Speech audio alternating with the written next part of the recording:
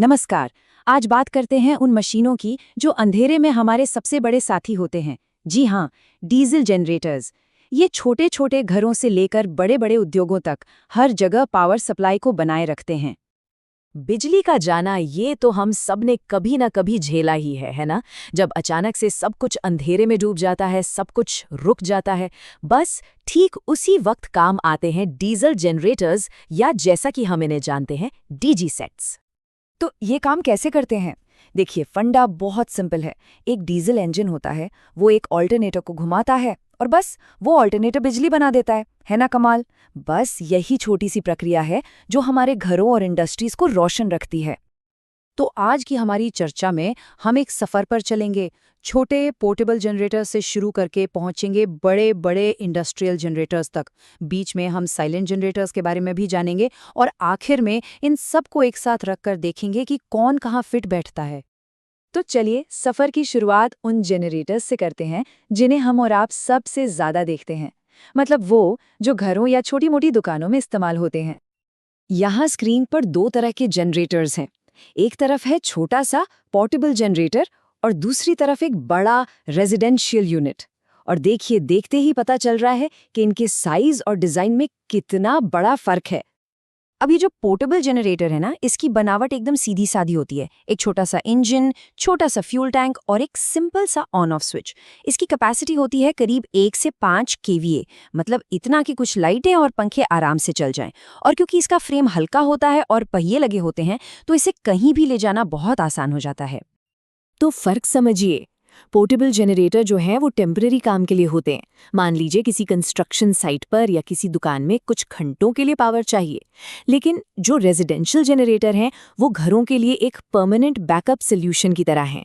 जैसे लाइट गई, ये अपने आप चालू होकर घर के जरूरी सामान को चला देते हैं। रेजिडेंशियल जनरेटर थोड़े और एडवांस्ड होते हैं।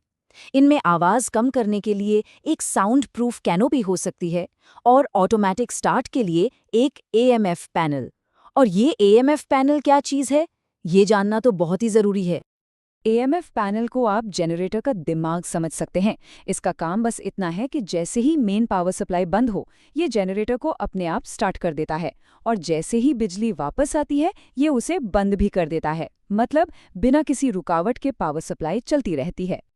अच्छा, तो अब छोटे जनरेटर्स से आगे बढ़ते हैं और बात करते हैं उन पावर हाउसेस की, उन बड़े जनरेटर्स की जो हमारे पूरी की पूरी इंडस्ट्रीज को चलाते हैं। ये देखिए, ये है एक इंडस्ट्रियल जनरेटर। इसका विशाल साइज और हेवी ड्यूटी बनावट इसे उन छोटे जनरेटर से बिल्कुल अलग बनाती है जिनके बारे में हमने अभी बात की। ये बड़ी बड़ी मशीनों को चलाने के लिए बनाए जाते हैं। मतलब असली हेवी लिफ्टिंग का काम इनके जिम्मे होता है। इन जनरेटर्स के अंदर बहुत पावरफुल इंजन होते हैं। इनको ठंडा रखने के लिए गाड़ियों की तरह ही वाटर कूलिंग सिस्टम होता है और इनके कंट्रोल पैनल भी काफी एडवांस्ड होते हैं। यही सब मिलकर इन्हें लगातार और बहुत ज्यादा लोड संभालने की ताकत देते हैं। 500 केवीए से भी ज्यादा। सोचिए, सिर्फ एक कमर्शियल जनरेटर इतना पावरफुल होता है कि वो एक पूरे अस्पताल या एक मॉल या फिर एक डेटा सेंटर को अकेले बिजली दे सकता है। ये दिखाता है कि इन मशीनों में कितनी जबरदस्त ताकत होती है। और इनका सबसे जरूरी काम क्या है? क्रिटिकल ऑपरेशंस को 24 घंटे 7 दिन चालू रखना। जरा सोचिए, अस्पताल या एयरपोर्ट जैसी जगहों पर अगर बिजली चली जाए तो कितनी बड़ी मुश्किल हो सकती है। ये जनरेटर बस उसी मुश्किल को होने से रोकते हैं। चलिए अब एक ऐसे खास जनरेटर की बात करते हैं जो अपनी ताकत से ज्यादा अपनी खामोशी के लिए जाना जाता है। ये है एक साइलेंट जनरेटर और इसकी सबसे बड़ी खासियत है इसकी ये बाहरी कवरिंग, जिसे अकूस्टिक कैनोपी कहते हैं। यही चीज इंजन से आने वाले शोर को बहुत हद तक कम कर देती है। इसका जो शोर का लेवल होता है ना, वो 75 डेसिबल से भी कम होता है। ये भारत के सेंट्रल पोल्यूशन कंट्रोल बोर्ड यानी सीपीसीबी के नियमों के हिसाब से है और इसी वजह से ये स्कूल, हॉस्पिटल और रिहायशी इलाकों जैसी शांत जगहों के लिए एकदम परफेक्ट होते हैं।